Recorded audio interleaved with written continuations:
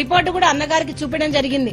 అన్నగారు ఇప్పుడు అదే చెప్పారు, మేము మీకు అండగా ఉంటాం, మా లీగల్ టీం మీకు అండగా ఉంటుంది.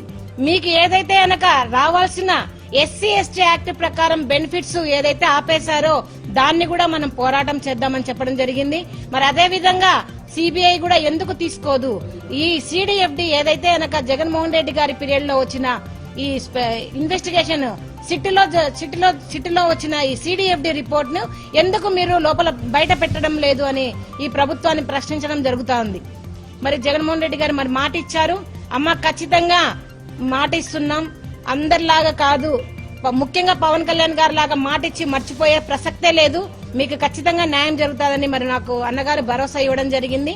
మరి అదే విధంగా నిజంగా నేను ఎన్నో రోజుల నుంచి కూడా నేను మరి అన్నగారిని జగన్మోహన్ రెడ్డి గారిని కలవడానికి మరి ట్రై చేస్తా ఉంటే మరి పేర్ని నాని గారు నిజంగా దగ్గరుండి ఒక ఇంటి మనిషిలాగా మమ్మల్ని ఎంతో ఆదరించి మరి పేర్ని నాని గారు మరి జగన్మోహన్ రెడ్డి గారి దగ్గర తీసుకొచ్చడం జరిగింది. మరి అందరికీ కూడా ఈ రోజు నిజంగా మీ మీడియా ముఖానికైతే మీడియా మొత్తం మిత్రులకు మరి పేర్ని నాని గారికి జగన్మోహన్ రెడ్డి గారికి